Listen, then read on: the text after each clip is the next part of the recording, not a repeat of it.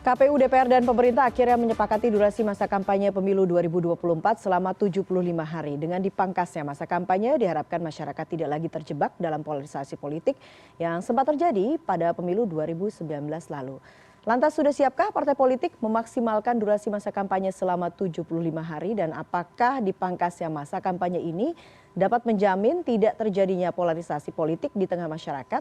Untuk membahasnya sudah hadir lewat sambungan Zoom Saan Mustafa, Wakil Ketua Komisi 2 DPR. Selamat malam, Kang Saan. Selamat malam, Mbak Eva. Terima kasih sudah meluangkan waktu di tengah-tengah rapat dengar pendapat yang sampai saat ini masih berlangsung ya, Kang Saan ya? Masih berlangsung ya. Baiklah, selanjutnya ada Mas Fadli Ramadhanil, peneliti dari Perludem. Selamat malam, Mas Fadli. Selamat malam, Mbak Eva. Baik, saya langsung ke Kang Saan dulu. Kang Saan, selamat malam. dalam rapat dengar pendapat pasti ada pembahasan, ada beberapa topik pembahasan. Kalau tadi rekan kami di lapangan mengatakan bahwa soal payung hukum, kemudian juga ada bicara soal masa kampanye. Nah ini bagaimana? Apa saja kemudian yang didiskusikan sebelumnya sehingga hari ini nanti akan diputuskan atau ditetapkan, mengapa kemudian dipilih akhirnya 75 hari setelah sebelumnya ada 90, 120, kemudian 60? Ya, kita sebenarnya pembahasan terkait dengan rancangan PKPU ya terkait dengan tahapan, jadwal dan program ini kan sudah lama sekali kita lakukan. Bahkan maraton ya, baik secara resmi di DPR maupun melalui konsinyering. Bahkan hari Sabtu yang lalu kita konsinyering terakhir sebelum tanggal hari ini rapat dengan KPU, yaitu untuk mensimulasikan terkait dengan yang waktu itu yang belum terselesaikan itu kan terkait dengan soal durasi masa kampanye. Karena waktu pertama ada 3 opsi, bahkan 4, jadi 120 hari, 90 hari, 60 hari, nah akhirnya diambil 75 hari. Nah 75 hari kita juga minta simulasikan konsinyering sebelumnya. Nah dari hasil simulasi itu, kalau misalnya kampanye 7 hari, ada beberapa catatan.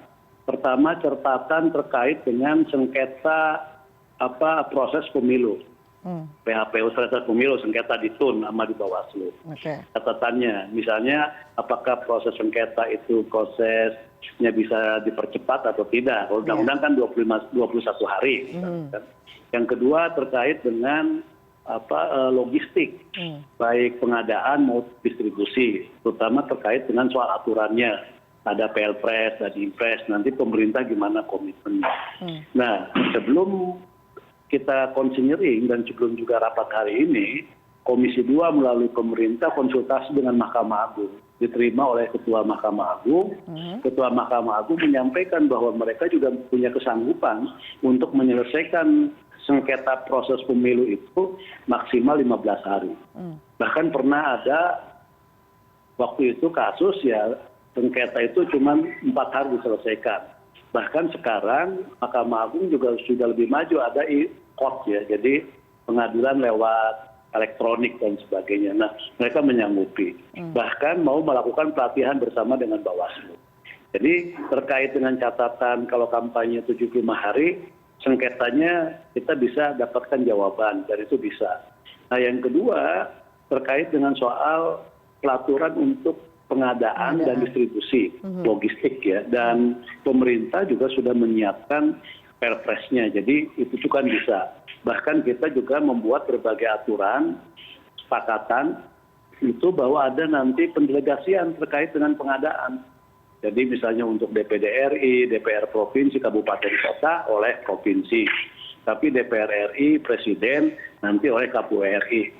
Ini juga untuk memudahkan pengadaan dan sekaligus distribusi. Karena selama ini sentralistik kan, nah kita minta ini. Nanti tinggal pengawasannya, kontrolnya, dan sebagainya. Jadi dari itu semua, dari hasil simulasi secara detail kita hitung, dari waktu ke waktu, dari tahapan 75 hari, ternyata memang memadai. KPU juga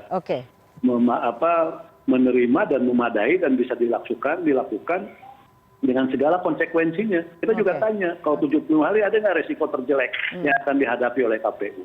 Konsekuensinya apa? Jadi kita juga tanya itu. Baik. Dan ternyata mereka sanggup laksanakan dengan kampanye 75 hari. Baik, itu mitigasi permasalahan yang kemudian dihadapi apabila masa kampanye nanti akan dilangsungkan selama 75 hari. Tapi kalau kemudian kita kembali ke basis pertimbangan begitu ya, informasinya kan mengapa kemudian 75 hari ini diambil karena ingin memanfaatkan ranah digital gitu, ataupun juga supaya mencegah adanya polarisasi begitu. Nah, apakah memang faktor-faktor itu menjadi salah satu faktor utama sehingga angka 75 ini diperoleh? Ngomong-ngomong, ada yang protes atau tidak sih, Kang, dari partai politik soal masa 75 ini?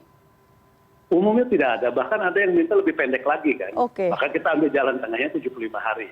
Dari 90 hari dengan 60 hari, kita ambil 75 hari. Tadi pertimbangan. Pertama dari sisi polarisasi. Kita menghindari, kalau kampanye terlalu lama, nanti kita punya pengalaman 2 pemilu. Pemilu 2014, pemilu 2019, polarisasi yang sampai hari ini belum selesai kan, polarisasi di bawah. Yang kedua, kita ingin ada efisiensi. Tapi kita juga memberikan catatan bahwa ketika kita menghindari efek polarisasi dan kita ingin melakukan efisiensi, itu jangan meniadakan yang namanya kualitas dari pemilu itu sendiri, kualitas dari demokrasi itu sendiri, dan yang berikutnya juga memberikan kesempatan yang sama.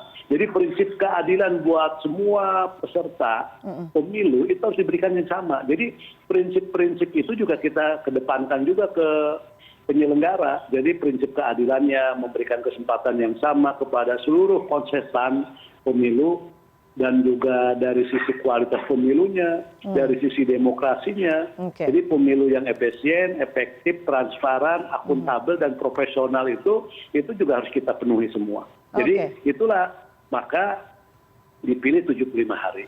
Oke, sekarang saya ke Mas Fadli. Mas Fadli, menurut Anda dengan angka 75 ini cukup idealkah sebetulnya masa kampanye bagi pemilu di saat pemilu ini? Dan tadi kan Kang Saan sempat mengatakan soal keadilan, memberikan keadilan. Adilkah misalnya bagi semua peserta nantinya?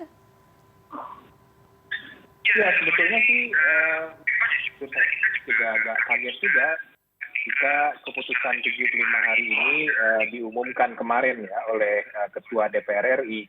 Karena sepanjang yang saya ikuti terakhir kemarin itu, setelah menjalani pembahasan yang panjang ya, rapat hampir beberapa bulan terakhir membahas soal tahapan program dan jadwal pelaksanaan pemilu 2024 ini, KPU masih mendorong dan merencanakan kampanye ini di 90 hari. Terakhir kan KPU sempat bertemu dengan Presiden ya, dan menyepakati dan kemudian mengusulkan 90 hari untuk masa kampanye. Tapi kemarin ternyata sudah ada keputusan 75 hari yang kemudian diumumkan oleh Ketua DPR RI. Saya sih jujur agak kaget juga ketika ini diputuskan akhirnya menjadi 75 hari. Kagetnya kenapa yang tuh, Mas pertama. Fadli? Yang kedua, menurut saya batasan durasi masa kampanye ini akan berimplikasi serius ke banyak tahapan pemilu. Salah satunya tentu soal manajemen logistik ya. Manajemen logistik berpengaruh juga dengan tahapan yang lain, salah satunya soal proses penyelesaian sengketa. Nah, kalau kita merujuk kepada Undang-Undang Nomor 7 Tahun 2017 tentang pemilu, bahwa kampanye itu dimulai 3 hari setelah penetapan DCT dan harus berakhir menjelang hari tenang. Gitu. Nah, artinya 75 hari antara penetapan DCT dengan hari tenang itulah yang kemudian jadi masa kampanye sekaligus menjadi waktu bagi KPU untuk melakukan manajemen logistik. Dan menurut saya, kalau berdasarkan pengalaman pemilu 2014, 2019 ya, ini sangat singkat sekali bagi KPU untuk melakukan manajemen logistik. Manajemen logistik itu kan tidak hanya soal distribusi logistiknya, tapi mulai dari soal validasi surat suara, pengadaan, sampai kepada pendistribusian, sampai ke level KPPS, itu tidak mudah. Apalagi ini pemilunya serentak ya. DPR RI itu ada 80. Ini ada 80 varian surat suara yang akan dibuat. Provinsi 272. DPRD kabupaten kota lebih banyak lagi, 2.000 lebih dapilnya. Nah, persoalan surat suara rusak, tertukar, sebetulnya bagian dan efek dari kompleksnya penyelenggaraan pemilu di pemilu serentak kita.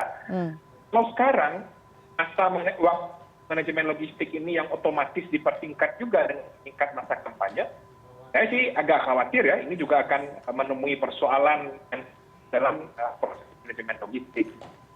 Oke, tapi kalau kemudian soal tadi polarisasi sih sebetulnya menurut saya tidak selalu punya dampak yang atau punya hubungan kausalitas dengan pembatasan masa kampanye. Nah ini kan soal narasi kampanye yang dibangun oleh peserta pemilu kan. Dan tentu ini tidak ada kaitannya yang langsung misalnya dengan durasi kampanye. Ini yang memang harus dikendalikan stakeholder soal narasi kampanye, apa yang akan dibangun agar kemudian polarisasi yang berisi terhadap SARA bisa dilakukan di pemilu 2024. Oke, lama atau tidaknya itu tidak tergantung begitu ya, mau itu lebih pendek belum tentu menjamin bahwa polarisasi itu tidak terjadi begitu ya. Mas Fadli, tadi kan Kang Saan sempat mengatakan soal bagaimana jaminan dari MA penyelesaian sengketa akan lebih cepat dan juga soal bagaimana manajemen logistik ini nanti tidak akan terpusat begitu. Apakah memang itu tidak bisa menjadi salah satu jawaban atas kekhawatiran Anda misalnya? Saya sih berdasarkan pelajaran pemilu 2019 ya, dan pemilu 2014. Paling tidak pemilu 2019 lah. Pemilu serentak pertama kali yang dilakukan. Pemilu Pilpres dan kemudian Pileg yang dilakukan secara bersamaan. 2019 itu, Eva, pencalonan itu di beberapa tempat dan di beberapa kasus itu berlarut sampai kemudian 3 bulan menjelang hari pemungutan suara. Dan yang paling banyak nanti menjadi potensi sengketa itu kan nanti ketika penetapan daftar calon tetap ya, atau DCT di level DPRD, DPD sampai DPRD kabupaten kota. Dan kalau kita lihat di ketentuan undang-undang pemilu, memang ada ruang yang cukup juga sebetulnya kalau kita lihat ya, Bawaslu itu punya waktu 12 hari untuk menyelesaikan sengketa proses pemilu. Itu tidak disebutkan atau tidak jelas juga itu hari kalender atau hari kerja. Kalau sengketa berlanjut ke PT UN, itu untuk penyelesaian sengketanya saja 21 hari kerja. Nah, kalau memang ada komitmen ya begitu untuk menyelesaikan sengketa secara cepat, ya menurut saya perlu dilihat juga nanti dengan kuantitas kasus yang akan masuk dan bagaimana penyelesaian ini bisa menjalankan proses itu secara tepat, efektif, dan sesuai dengan prinsip keadilan pemilu. Kalau berdasarkan pembelajaran 2019, ada sesuatu yang masih dipikirkan menurut saya. Oke, ada sesuatu yang mesti dipikirkan begitu Kang Saan. Saya minta Anda untuk menanggapi, tapi kita harus break dulu. Kami akan lanjutkan usai jeda berikut ini. CNN Indonesia Newscast, segera kembali.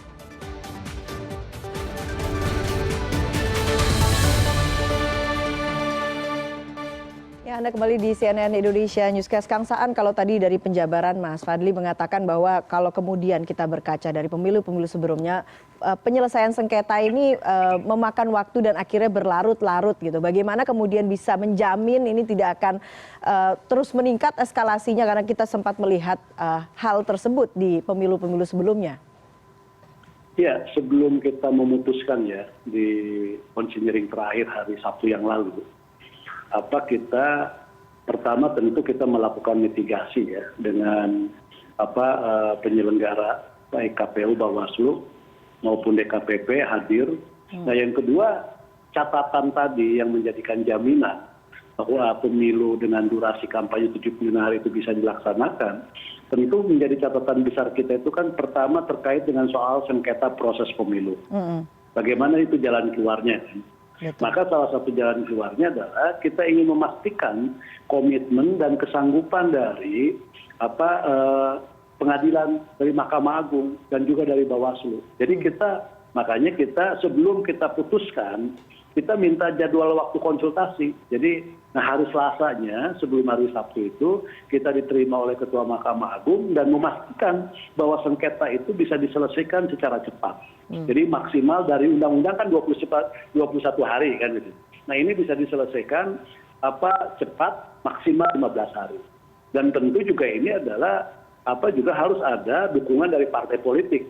Makanya tadi nama-nama itu, nama-nama di DCS dengan DCT itu harus sama, jangan sampai ada alias-alias, sampai ke detil itu kan gitu kan. Kan ada nama caleg, nama populer di masyarakatnya si A, nama di KTP-nya lain kan gitu kan. Nah, kita ingin semua yang menjadi caleg dan dari mulai RI semua itu harus sesuai dengan KTP. Jadi nggak ada lagi istilah alias kan gitu. Nah itu kita minta. Nah yang berikutnya terkait manajemen pemilu itu juga dipikirkan.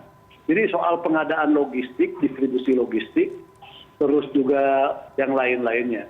Maka waktu kita sebelum putus kan kita tanya, makanya ada dari keinginan dari penyelenggara KPU, terutama dari kesekjenan, itu memisahkan. Kalau dulu antara pengadaan logistik dan distribusi logistik itu dalam satu kesatuan. Dalam bahasa saya nggak ngerti ini istilahnya satu vendor lah kan. Gitu. Nah sekarang dipisah, pengadaan oleh yang lain, distribusi oleh yang lain. Nah dulu pengadaan itu dalam bentuk yang belum jadi. Nanti dikirim ke daerah itu masih harus dilipat, disortir kan gitu. Nah kita sekarang minta pengadaan itu dia selain melakukan pengadaan, tapi juga dia melakukan pensortiran terhadap kertas suara dan sekaligus pelipatan. Jadi dilipat bukan juga diberikan ke kecamatan, ke PPS ngelipat malam-malam gitu. Nah, itu udah langsung tanggung jawab kan. Ini dari sisi hitungan manajemen pemilu kita, logistik. Yang kedua kita minta yang biasa sentralisasi. Dulu bisa bayangkan aja, misalnya untuk kertas Jawa Tengah, dicetaknya di Bekasi, tapi untuk Bekasi dicetaknya di Kudus, misalnya gitu loh kan. Jadi untuk yang di Bekasi dicetaknya di Kudus, tapi yang untuk di Kudus cetaknya di Bekasi. Nah kita nanti minta ada semacam desentralisasi untuk DPD RI, untuk provinsi, DPRD provinsi, kabupaten kota, dicetak pengadaannya ya oleh provinsi. Nah DPR RI itu oleh KPU RI sama Presiden. Nah bagaimana nanti kontrolnya, bagaimana aturannya, itu kita sudah minta pemerintah. Dan juga nanti kita bicara dengan Bawaslu, dengan KPU. Nah hal seperti ini kita sampaikan. Dan apakah itu memungkinkan secara aturan? Mereka sampaikan memungkinkan. Jadi sebelum kita putuskan ini semua, kita sudah tanya semua. Tapi ada kekhawatiran menurut saya wajar. Mas Fadli tadi menyampaikan berbagai catatan, tentu catatan-catatan itu nanti akan kita coba sampaikan juga ke KPU ketika proses tahapan ini kita berjalan, terutama ketika masa kampanye. Sebelum masa kampanye. Untuk 14 Juli ini kan baru tahapan-tahapan yang menurut saya belum terlalu krusial. Ya, gitu kan. Nah sambil seiring jalan itu, apa yang menjadi kekhawatiran dari durasi kampanye 75 hari itu, tentu kita akan sampaikan. DPR pun sudah menyampaikannya. Tadi kita tanya konsekuensinya, resikonya apa yang akan didapat oleh KPU, oleh Bawaslu, seperti apa. Nah, itu kita sampaikan juga, Mbak Eva. Jadi sekali lagi terkait manajemen logistik, terkait dengan soal sengketa proses, itu yang memang menjadi catatan dari konsinyering tanggal 13 Mei yang lalu. Pertengahan Mei yang lalu itu catatan kita semua sebenarnya. Dan sebelum diputuskan kemarin itu kita sudah sampaikan juga ke KPU dan kita minta pihak-pihak terkait untuk memberikan jaminan terkait itu semua. Baik, Mas Fadli sudah ada jaminan dan juga perbaikan begitu ya manajemen distribusi logistik sehingga mungkin kita akan melihat semoga jaminan dan perbaikan ini bisa memperbaiki dan juga bisa menjawab kekhawatiran Mas Fadli begitu ya. Kalau kemudian ada satu hal yang kemudian juga menjadi pertanyaan publik soal tadi dengan durasi masa kampanye dipersingkat, kemudian akan memaksimalkan teknologi, memaksimalkan ranah digital. Nah, yang jadi pertanyaan ini bagaimana kemudian aturannya, Kang Saan? Iya. Kan untuk yang terkait tadi ya soal sengketa terkait dengan soal manajemen logistik yang Mas Fadli ini kan itu kan ada jaminan dan dimungkinkan. Nah yang berikutnya terkait dengan catatan soal anggaran kampanye juga, anggaran pemilu itu juga sudah disepakati. Yang berikutnya terkait dengan soal teknologi informasi. Nah kita ingin nanti agar proses transparansinya, bisa kita dapatkan, walaupun payung hukumnya memang belum ada, kita ingin nanti yang namanya rekapitulasi elektronik itu bisa diterapkan. Dan tentu bagaimana dia punya kekuatan ya maksimal supaya tidak rawan macam-macam. Nah ini yang nanti kita coba lagi diskusikan secara lebih serius. Kita ingin ada rekapitulasi. Nah kalau ada rekapitulasi elektronik misalnya, itu transparansi akan lebih baik lagi transparansinya, akuntabilitasnya. Bahkan hasil pemilu itu kan bisa lebih cepat juga untuk kita dapatkan. Jadi dia bisa banyak memangkas titik-titik, boleh saya katakan kecurangan-kecurangan yang selama ini dikeluhkan kan gitu. Hal-hal seperti ini kita akan nanti bahas secara detail lagi dalam aturan-aturan PKPU yang memang kita penyelenggara lagi siapkan semuanya. Oke, bagaimana dengan soal kampanye, penggunaan media sosial misalnya, penggunaan teknologi dalam kampanye, apakah itu juga nanti akan diatur juga, Kang Saan? Ya, kita nanti akan atur mana yang tatap muka, terbuka, berapa dari 75 hari itu, berapa yang akan digunakan untuk tatap muka, untuk kampanye langsung, nanti berapa yang hari yang akan kita gunakan untuk menggunakan teknologi informasi. Nah, tapi kalau media sosial dan sebagainya pasti dulu juga akan diatur. Tapi ini kampanye-kampanye yang menggunakan teknologi informasi, nanti durasi waktunya dari 75 hari itu juga nanti dibicarakan secara detail. Oke, kalau kemudian salah satu alasan begitu ya, pertimbangan untuk menetapkan angka 75 menjadi masa kampanye pemilu 2024, salah satunya adalah untuk mencegah polarisasi begitu ya. Bagaimana kemudian memastikan bahwa ranah digital atau media sosial yang kemudian mungkin akan digunakan itu justru tidak menjadi sumber polarisasi kalau begitu, Kang Saan? Ya, kita pasti akan bekerja sama nanti dengan Kominfo. Jadi begitu akan ada ini, nanti kita akan minta KPU dan juga Bawaslu, DKPP, pemerintah, dan juga DPR, begitu ada media sosial yang menggunakan isu-isu SARA yang bisa menjadi trigger terjadinya polarisasi masyarakat, itu nanti bisa dengan Kominfo kita kerjasamain, Mbak. Oke, Mas Fadli, catatan Anda soal ini apa saja, Mas Fadli? Ya, pertama soal metode kampanye sebenarnya kita tidak mengubah undang-undang pemilu ya, metode kampanye sebenarnya sudah diatur secara eksplisit dalam undang-undang pemilu. Ada beberapa yang disebut mulai dari pertemuan terbatas, tatap muka, kampanye rapat umum dan lain sebagainya. Nah, terkait dengan dorongan kampanye dengan memanfaatkan media sosial, sebetulnya ruangnya juga sudah diberikan oleh undang-undang pemilu. Justru pekerjaan rumahnya adalah bagaimana kampanye di media sosial ini betul-betul bisa juga dilakukan dengan profesional dan transparan dan akuntabel. Masuk juga soal biaya yang dikeluarkan oleh peserta pemilu dengan melakukan kampanye di media sosial ini. Nah, ini yang menurut saya membutuhkan pengaturan lebih lanjut di peraturan KPU ya. Bahwa akan nanti memaksimalkan media sosial dalam kampanye, ya itu memang sudah dan ruang itu diberikan oleh kerangka hukum pemilu kita sejak pemilu 2019 sebetulnya. Nah, tinggal justru pengaturannya dibutuhkan soal pengelolaan akunnya, pertanggungjawabannya, termasuk juga biaya kampanye yang dikeluarkan oleh peserta pemilu yang itu juga mesti dipertanggungjawabkan dengan menggunakan media sosial ini begitu. Nah, soal kemudian polarisasi dan kemudian juga berpotensi itu akan meningkat dengan penggunaan media sosial, untuk 2024 potensinya juga sangat besar ya. Makanya seperti KPU, Bawaslu, dan partai politik, semua stakeholders yang kepentingan langsung, punya titik singgung langsung dan tidak langsung dengan penyelenggaraan pemilu, memang perlu memproduksi narasi dan konten yang jauh lebih positif untuk proses pemilu 2024. Yang harusnya dikedepankan adalah bedah janji politik, program, dan kemudian diskursus soal penyelesaian masalah-masalah aktual. Nah, soal kita berpikir untuk menghentikan polarisasi ini menurut saya sangat sulit ya. Justru yang harus dilakukan adalah mengalahkan kuantitas konten negatif ini dengan konten yang jauh lebih produktif. Nah itu yang harus dilakukan menurut saya oleh KPU, Bawaslu, partai politik, ataupun peserta pemilu lainnya begitu. Dan kolaborasi semua pihak sangat dibutuhkan berkaitan dengan hal ini. Oke, Kang Saan, silakan ditanggapi. Tentu sekali lagi kita akan mendorong ke arah sana memang tujuannya Mbak. Jadi kita ingin mendorong bahwa bagaimana konten-konten itu penuh dengan narasi-narasi yang positif. Tentu karena ini kampanye, tentu yang disampaikan tentu program. Tentu yang disampaikan terkait dengan berbagai komitmen-komitmen dari semua konsepan.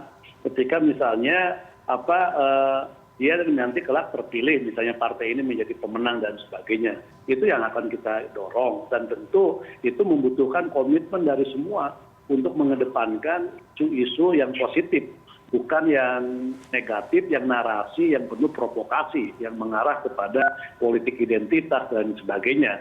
Karena memang narasi-narasi yang provokatif, yang menggunakan politik identitas, itu yang memang yang mungkin ya efektif buat kandidat atau dan sebagainya. Tapi menurut saya justru itu resiko untuk bangsanya kan jauh lebih besar. Maka kita ingin dorong itu semua. Nah, saya juga termasuk yang sepakat bahwa terkait dengan soal akuntabilitas dan transparansi pendanaan untuk kampanye di media sosial memang penting juga.